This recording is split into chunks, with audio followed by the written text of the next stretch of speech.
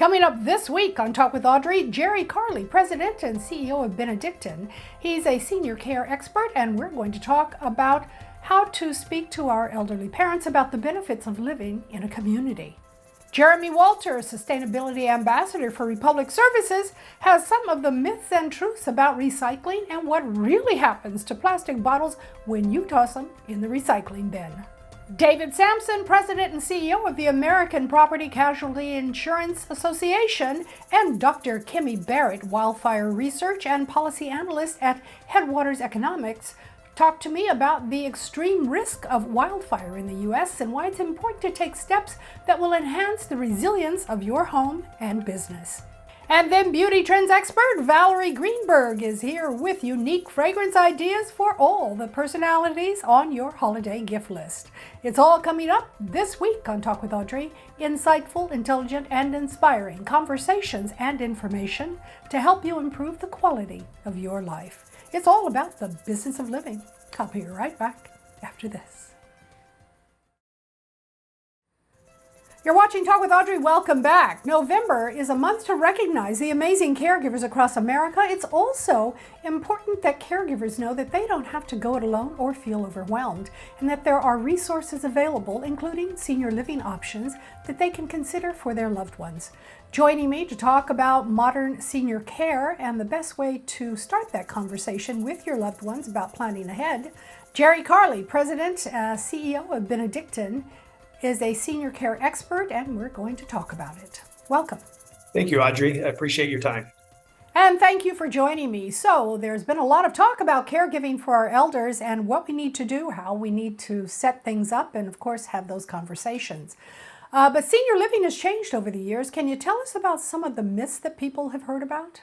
Yeah, no, the timing is perfect. November is National Caregivers Month, and like many people, including myself, who was a caregiver when my father was ill, we have to navigate these waters very carefully. And there's quite a few myths out there. One of the myths that I see, and of course I've been doing this for over 30 years, is that senior care communities are boring and isolating. Well, the truth is senior living campuses today offer full calendars of activities, all kinds of entertainment. There's ongoing educational opportunities for those lifelong learners. There's community outings and all kinds of avenues for people to meet with friends and enjoy life. So the idea that they're boring and isolating just isn't true anymore. A second myth is that a person gives up their privacy when they move into a senior care community. And in fact, assisted living and independent living facilities are designed as apartments, and they provide a great deal of privacy similar to what one would experience in an apartment complex that they may live in. And even newer skilled nursing care facilities are built with more private rooms than ever before, especially those that are designed for short-term rehabilitation facilities or that might have a rehabilitation wing attached to the nursing home itself. So those are some of the bigger myths that I see out there that I hear from folks that think about the traditional nursing home or care center of the past. And so senior communities aren't dreary places to live. I'm actually familiar with a couple of communities, and they certainly were not what I expected. I mean, people were vibrant. They were out golfing, riding bicycles, walking, doing art, living. Exactly. At one point, you used to think of nursing homes as a place where one would go to die. Well, that's not the case. I mean, these are vibrant communities where people go and they enjoy life. They find out what their next purpose is in their life as they age gracefully. And so you're exactly right. They're vibrant communities, much different than they were 30, 40 years ago. Well, if you're a family who's looking for a senior living community, what should you look for in that community? Well, what I tell folks, and in fact, I did this when my dad was sick, is take a tour of facilities. Go look at them, and look for those residents and visit with them if you have an opportunity. Because I'm telling you, if those residents are happy, they will be the strongest advocates of the community and will share what it is really like to live there. You can look at all kinds of papers and documents and articles about these communities, but ask those residents. They're going to be your true source of what it's like. Of course, you want to look for the cleanliness and meals, and try to have a meal while you're there because you want to make sure that the meals are good and such. And one of the more important things that I tell folks to do is look at the staff members. Smiling staff members indicate that they enjoy their work. this will most definitely carry over to the care that they provide to your loved one or to yourself if you're moving into one of these communities. And talk about the differences between independent living, assisted living, and skilled nursing care.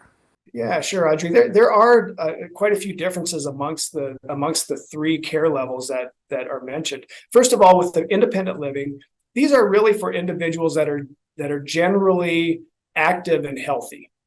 They're looking for maintenance-free living, an active lifestyle. They want to socialize, as you mentioned, maybe find some new friends, as well as security. Just individuals that said, I don't want to care for my home anymore, but I'm still active and want to be a productive part of society. Assisted living, I describe it as being the bridge between independent living and skilled nursing care. Generally, it's ideal for people who require a little bit of help with daily living activities, but they don't have that complex medical care, and they desire to socialize with friends in an apartment-style setting. So assisted livings generally are still structured as assisted living communities, or more like apartment complexes. Skilled nursing care, on the other hand, this particular level provides the highest level of care outside of a hospital. Candidates for this level of care include those with chronic health issues or an illness with a prolonged recovery, or they might need assistance with medication management, bathing, or dressing. Or it could be just an individual who needs intense rehabilitation following some form of a medical procedure. For example, they might have had a hip or a knee replacement and they need strong therapy providers and intense therapy over a shorter period of time before they go home or to another level of care. Well, I'm sure there are some seniors that will probably take it upon themselves to pre-plan, but what if your loved one hasn't thought about that? How do you initiate that conversation? That's the tricky part, right? How do you have the conversation without them saying, okay, are you going to place me tomorrow? That's what you don't want to have happen. So really it's never too early to start a conversation with a loved one. In fact, having the conversation early when a move is not imminent is much easier to have with a loved one versus, something happens and now you have to make a decision. Because this honestly, this can be an emotional conversation that is much better to have when all parties know that the need to make a move will be made in the future, not tomorrow, but maybe months or years down the road. This it just helps all those involved with have a clear understanding of expectations if a decision must be made quickly due to some form of an unexpected health situation. That's what happened with my dad specifically. Boom, here it was, and we had to make a decision. But we had that conversation early. So when you do meet, listen with your full attention and let the conversation flow. As you mentioned, Audrey, don't push it. Don't say this is what we have to do. And consider asking questions versus providing answers. So for example, with my dad, I would say, Dad, if you needed care, what would you like to see happen? That helped us frame up where his comfort level is in this decision, as well as where he would like to go. So listening is key, and honestly, you're the first person to calm those fears or concerns, but it's very important with how you approach that conversation early on. And where can we go for some more information, Jerry? Yeah, well, to learn more about choosing the right care community or to find a Benedictine living community near you, go to www.benedictineliving.org.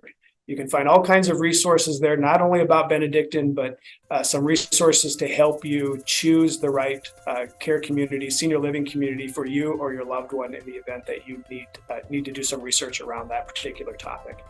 Jerry Carley, President and CEO of Benedictine, has been my guest. If you're a caregiver or senior needing care or community, explore the possible resources and consider planning ahead before the need arises. Jerry, thanks for joining me. Oh, thank you, Audrey. I really appreciate it. There's more to come on Talk with Audrey after the break. You're watching Talk with Audrey. When it comes to recycling, don't give up on plastic just yet. There's a misconception that plastic isn't really recycled, but that's not the case. Joining me now to help us with some of the myths and truths about recycling and what really happens to plastic bottles when you toss them in the recycling bin, Jeremy Walter, Sustainability Ambassador for Republic Services. Welcome. Hey, thank you for having me. All right, so you know all things recycling. I know that I recycle, and just about everyone else I know recycles. Why is it important that we make the effort to recycle in the first place? Well, when we think about recyclables as materials themselves, right, we're conserving natural resources. They're derived from something that comes from the earth. And rather than throwing them away and then having to extract new materials, if they go through the recycling process, they can be used over and over again. So a lot of environmental benefits associated with that process. And then there's also economic benefits, from jobs to actual value in the material itself. There are all kinds of plastics, but what kinds of plastics should we be recycling? Yeah, it's important to remember that not all plastics are created equal. So when it comes to recycling, recycle rigid plastic containers. So think bottles, jugs, and tubs. There's problematic plastics that we see all too often come to the recycling center, and that's the flexible stuff. So grocery bags, bubble wrap, if you shop online a lot, those air-filled pillow packs that show up at the doorstep. Keep the flexible stuff out and only recycle the rigid plastic containers. Okay, so what about our water bottles? Are we recycling those or returning them for a couple of cents? Definitely recycle the water bottles. There's an interesting statistic out there, though, that shows that there's some work to be done, and only 30% of our water bottles are getting recycled. And that's not for lack of process, it's because only 3 out of 10 water bottles are even making it into the recycling bin to begin with. So us as consumers got to do a better job of making sure that they go into the recycling bin. And water bottles are not being recycled because people just toss them versus making the effort to recycle them. Yeah, and understandably so, right? Someone might be out at a park somewhere, walking down a city street, they consume a water bottle and they don't see a recycling container in sight and just goes straight in the trash can, or maybe at home they're just not making the effort to ensure that they're going in the recycling bin. But again, they're good, valuable materials that can find a second, third, fourth, fifth life so long as we put them in the recycling bin. What about some of the myths about recycling plastics? You mentioned that we should definitely be recycling the rigid ones and the water bottles, but not the bubble wrap or the plastic bags. But the bubble wrap and plastic bags are plastic. So help us understand the difference. Yeah, it can be confusing as a consumer, and rightfully so. We think that anything that's plastic goes in the recycling bin, and well, it can't. And the flexible stuff, think about it like a vacuum cleaner. You're vacuuming around the house and it's got a roller. Over time, your hair may wrap and tangle around the roller. That same concept applies, right? When a grocery bag comes to the recycling center, we're using a lot of disc screens and mechanical separation to sort everything. Those actually wrap and tangle around the sorting equipment. So you can take them back to some retail stores. They may have a little drop off at the front of the store. You can place it in there. That's source separated material. It's not mixed with bottles and cans and paper. That can then potentially go off to a recycler if there's a market for it, but that's why we got to keep it out of the bin. All right, and I know that Republic Services has some news. You're opening a polymer center in Las Vegas. Tell us about it. Yeah, very exciting. Polymer Center is going to really advance circularity of plastics. So think about right now, a water bottle, when it goes through the recycling process, it doesn't always become a water bottle again. It's turned into sometimes carpeting or synthetic fibers, commonly polyester for clothing, sometimes backpacks, shoes, things like that. So it's kind of a linear process if you think about it in that sense. You put a water bottle in there, it becomes a piece of clothing, and when that clothing item is no longer usable, you throw it away. It's end of life. But what Polymer Center is doing is we're going to be taking the plastic, we're collecting it, Republic, at the curb, taking to a facility to be sorted from all the other material, and then when it goes to Polymer Center, we're actually going to be grinding it up into flakes. Here's your bottle, and then here's the little cap and ring around it, and what this is going to enable is maybe your favorite soda company who wants to make new soda bottles. They can take that plastic and make a new bottle again. It's a circular economy. We're closing that loop, and this water bottle can continuously be recycled through that circular process. Amazing, and just the thought process that has to go into actually making all of this happen is even more amazing. Where can we go for some more information? Recyclingsimplified.com. It's a great website, lots of resources, videos, tips, tricks, activities for the kids, and even downloadable curriculum for teachers. Cool. Jeremy Walters has been my guest. He's Sustainability Ambassador for Republic Services. Thanks for helping us understand the recycling process. Thank you for having me. My pleasure. I'll be right back. Welcome back. With an estimated 4.5 million properties at high or extreme risk of wildfires in the U.S., it's never been more important to take steps that will enhance the resilience of your property. In response to growing wildfire risk, the Federal Wildland Fire Mitigation and Management Commission recently released its final report on fire, the report of the Wildland Fire Mitigation and Management Commission. Joining me to discuss mitigating property damages and the wide range of themes and recommendations developed by the Commission, David Sampson, President and CEO of the American Property Casualty Insurance Association, and Dr. Kimmy Barrett, Wildfire Research and Policy Analyst at Headwaters Economics. Welcome to both of you. Thank you. You're very welcome. Well, we have a lot to talk about. Let me start with you, David. Tell us more about the Wildland Commission and some of the themes and recommendations from its report. Well, the commission was created by Congress as a part of the Bipartisan Infrastructure Act to take the first real comprehensive relook at federal, state, local, tribal approaches to managing wildfire in about 50 years. And all of the recommendations within the report were included by unanimous consensus by all members of the commission, which was very diverse and represented a wide range of expertise and interest. And I think that's very significant. The major theme of the report is that we have to move from a reactive stance to a proactive stance. In other words, we can't just focus on suppression. We're never going to suppress our way out of this crisis. We've got to focus on before the fire starts to mitigate that risk through reduction of fuel loads. It all begins there. And I guess the three main recommendations that I would highlight is, first of all, the need for better risk identification. That means investments in data and technology and tools to better inform and manage fuel loads, to predict and detect early ignition, and to harden utility infrastructure. Secondly, pre-disaster mitigation, preparedness, and response. And third, more emphasis on post-fire recovery. We can't just build back the way we did prior to the disaster occurring. We need to be much smarter in how we build back and build in resilience and mitigation to our communities that are exposed to wildfire danger. It's building back that seems to be a huge issue because, of course, you have to build back differently. Kimmy, what are some of the key steps that consumers should be taking to reduce the potential impact from wildfires? Yeah, so there are really three key things that a homeowner can do to reduce potential impact from wildfires. So first and foremost is to remove flammable materials in and around the home. Decades of research and science demonstrate that a home's building materials, the design, and the landscape are critical determinants of a home's survivability from a wildfire.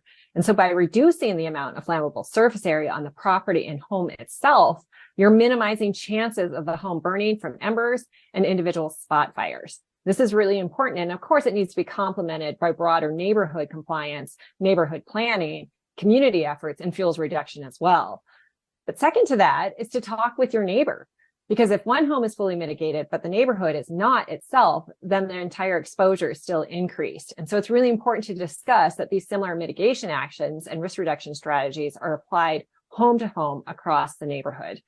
And then lastly is to prepare for a wildfire before it becomes a disaster. And this really applies to all of us.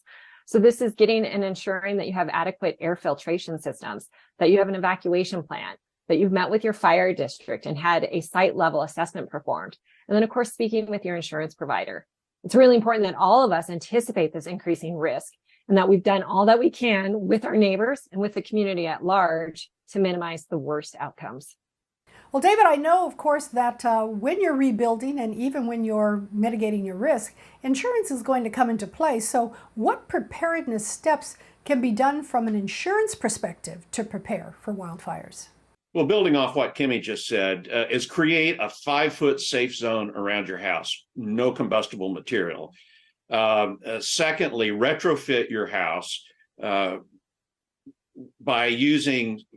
replacing the vents on your attic's eaves and crawl spaces with very fine meshed vents that prevent the embers from entering into those areas. We know scientifically that that's how most homes catch on fire, through embers that are transported on the winds from 4 to 5 miles away. Third, I would say, is talk to your insurance agent or broker and make sure that you have the coverage that you need based on your exposure. And even if you're renting a property, you can get rental insurance. And finally, I would say, take your phone and go around your house and make a video inventory of your home. This will be helpful in the claims process if the worst happens. Obviously, your insurer is going to be there to help you rebuild, but anything that can be done to do an inventory of your home on your phone will be very helpful in that claims process. Document, and be prepared. What about the cost implications, Kimmy, for consumers and communities related to being more prepared for wildfires? Right. So building a home to be more wildfire prepared can be done affordably and effectively with existing building materials, many of which are already on the market and being used widespread, but commonly not known for wildfire resistance, such as an asphalt shingled roof or fiber cement siding or dual pane tempered glass windows, already being in use because of energy efficiency standards. But again, they're not commonly associated with wildfire resistance as well. And many of these products are cheaper in some cases than traditional building materials. But as noted by David, what I think is really important is that some of the most effective mitigation strategies to the home can be done at no cost at all. And this is things like removing those pine needles from your gutter systems and roof valleys, getting the firewood off your deck, and ensuring that 0 to 5 foot non-combustible zone around the structure itself. And then at a community scale, for some of these improvements to the home and the retrofitting scenarios, and for homeowners who may not be able to afford these costs, there should be subsidies, grants, and incentives provided by the community through state and national level grant opportunities so that we can offset those costs so that everybody, the individual level, all the way to the neighborhood and community scale, can be better prepared for a wildfire. Covered a lot of ground. Where can people go for more information about how to protect their homes and their businesses? Yeah, so I would refer people to www.apci.org/wildfire. And that link will take you to the Commission's report itself, the executive summary, as well as a number of consumer tips. David Sampson, President and CEO of the American Property Casualty Insurance Association, and Dr. Kimmy Barrett, Wildfire Research and Policy Analyst at Headwaters Economics, have been my guests. Thank you both for joining me and for that very valuable information. Thank you for your interest. Thank you. I'm going to take a quick break. I'll be right back. You're watching Talk with Audrey. Welcome back. If you're looking for a few ways to simplify the overwhelming process of holiday shopping, beauty trends expert Valerie Greenberg is here with unique fragrance ideas for all the personalities on your holiday gift list. The holidays are, of course, the most joyous time of year, but sometimes gift giving can be a little overwhelming. Not to worry, because I've got fragrances for every personality and loved one in your life. Let's get started with the trendsetter. Burberry Fragrance has just launched Burberry Goddess, which is their first refillable scent, and it's inspired by confidence, self-discovery, and strength. It has the trifecta of vanilla, including vanilla caviar, vanilla infusion, and vanilla absolute, topped off with notes of lavender. Next, for that person that doesn't want to let go of summer, look no further than Gucci Flora Gorgeous Magnolia, made up primarily of the Magnolia alba ancient plant, but it's complemented with dewberries accord, which is going to serve to give it that fruity, juicy dimension. It also has notes of jasmine, sambac, and musk, and patchouli essence to really ground it. This fragrance truly exudes cheerfulness. Next, for somebody in your life that's fun-loving, Perfect Marc Jacobs Collector's Edition comes in this beautiful metallic opulent bottle, and it has rhubarb, daffodil, almond milk, cedarwood, as well as cashmeran. Marc Jacobs' inspiration really is all about finding joy in being your authentic self. And finally, for that perfectly classic person in your life, here we have the little black dress of fragrances. It is Philosophy Amazing Grace Eau de Parfum. It's elegant, feminine, and classic. This iconic soft floral has a longer lasting concentration of bergamot, musk, and lilies of the valley. A little tip, I like to actually apply the fragrances to my pulse points because it's going to amplify the scents. You can find all of these fragrances for under $200, most under $150 at Macy's.com and Macy's. And that's it for this week's show. I'm Audrey Adams. Join me here next week for more insightful, intelligent, and inspiring conversations and information to help you improve the quality of your life. It's all about the business of living. I'll see you next week.